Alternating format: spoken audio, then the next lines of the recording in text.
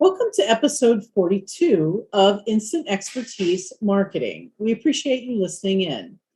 Today, Shari and I are continuing our 5-part series focused on ABM or account-based marketing.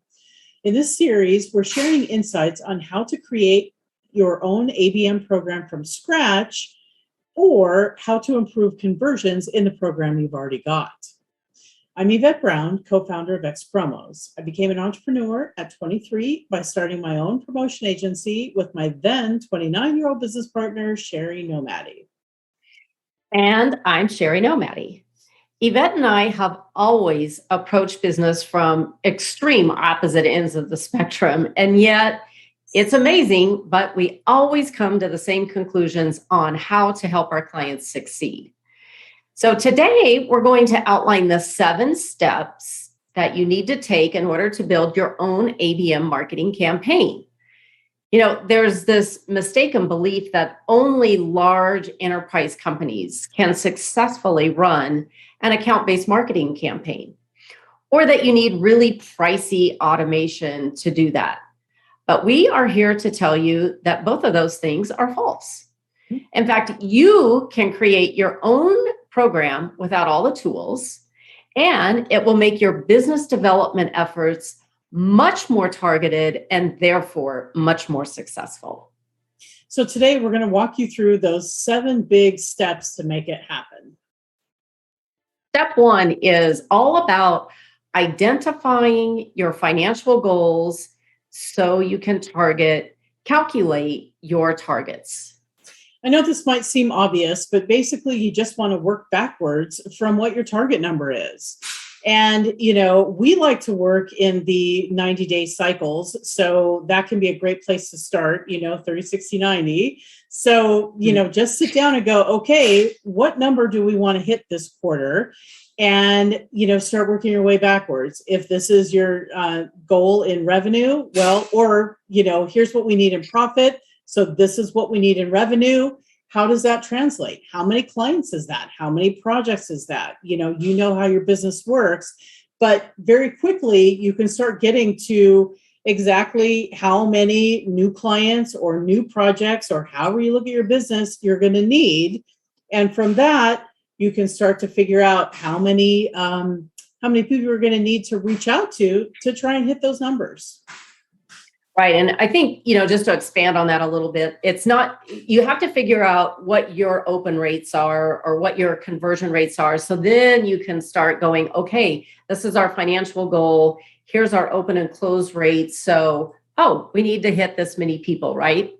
Right. It's sort of a case of where, none of us, unfortunately, can say that every proposal turns into a client. So, but if you look at that and go, okay, we're going to need, 4 new clients this quarter, and we know that our close rate is about, 50%, let's say, or 25% or whatever it is.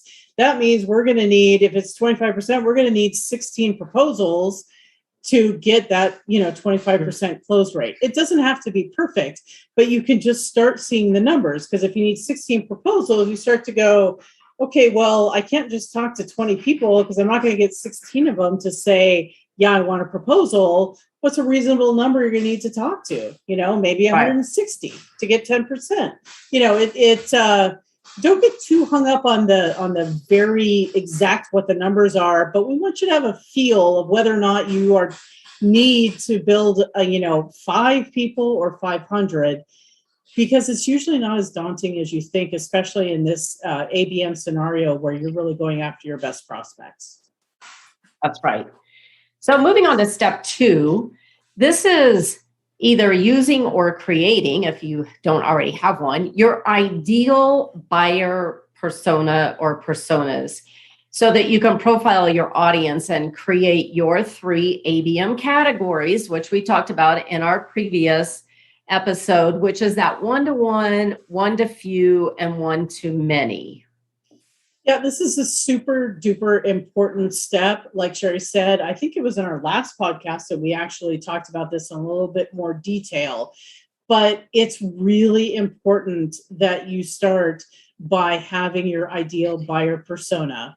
One of the things that we do as a small agency is we have always looked at our very favorites and our very best customers, and we look at those clients and we say, what do they have in common, right? Mm. And that helps us to kind of get a profile of what those folks look like what their title, like kind of like what level of seniority are there, what do they what characteristics do they have.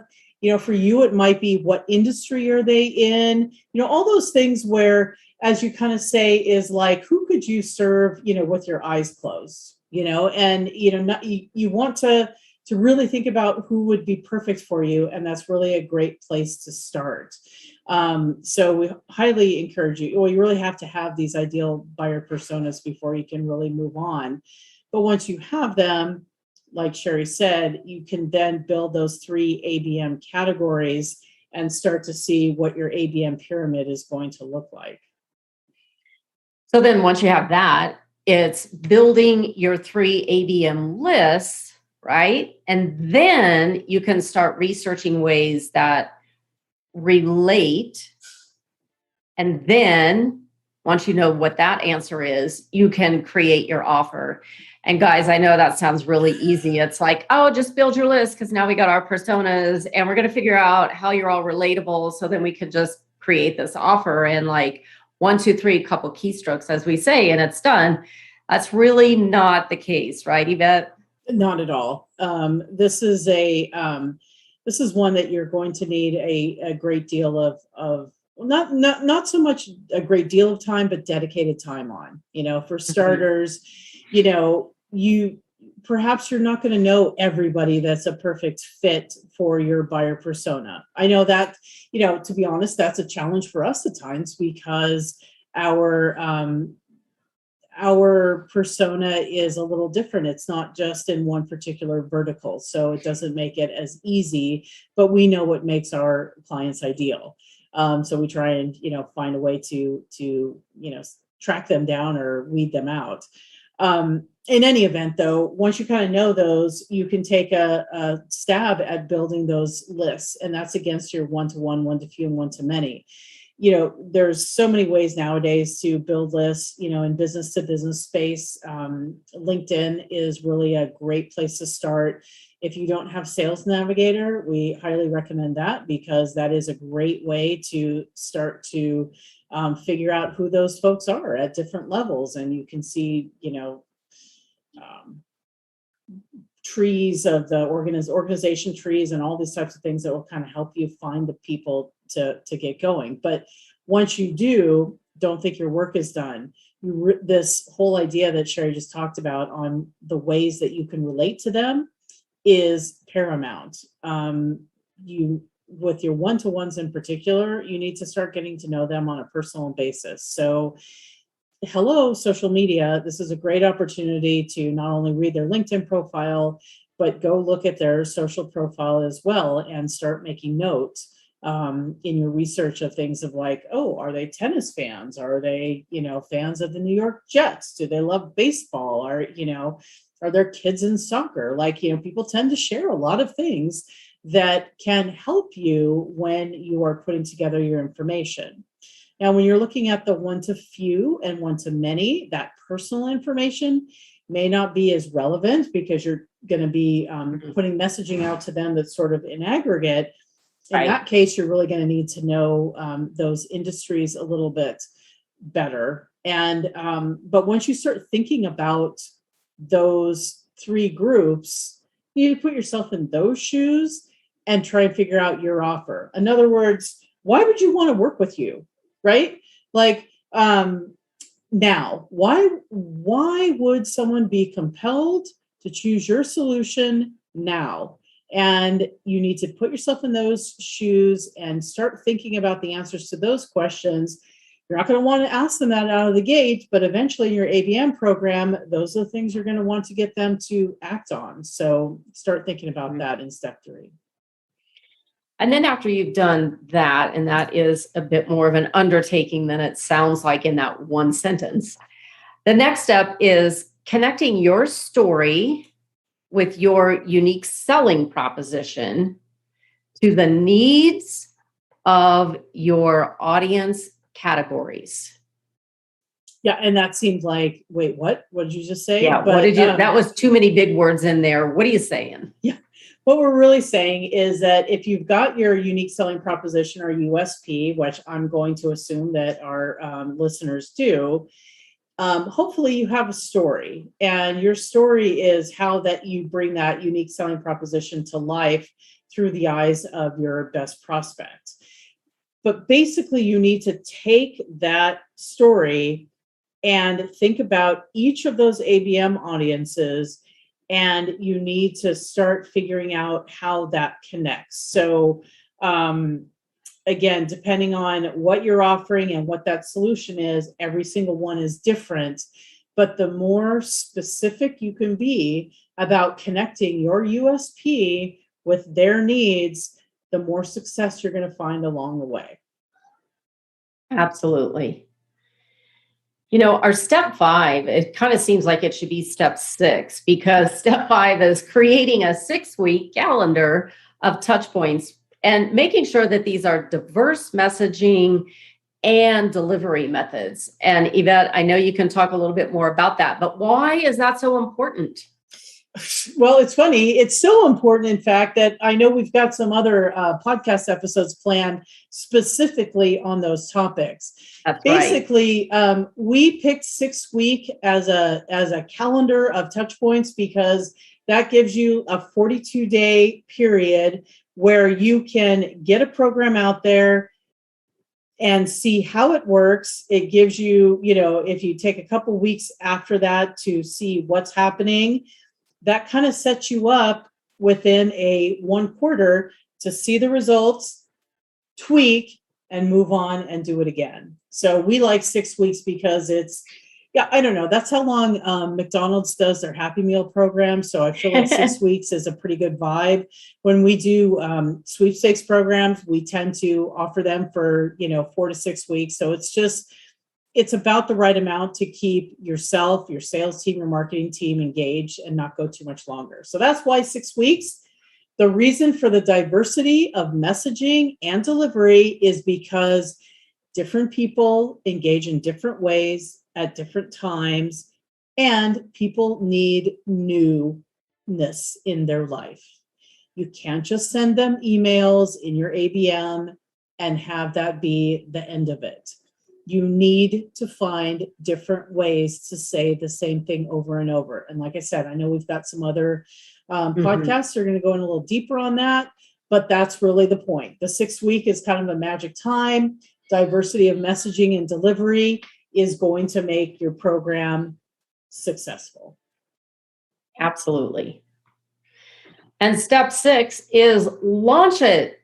And guys, we're saying launch it even if your touchpoint assets aren't quite yet completed, because version 1 is better than version none. Every launch time. It. Don't be your worst enemy and try and just keep perfecting it and waiting for the best moment.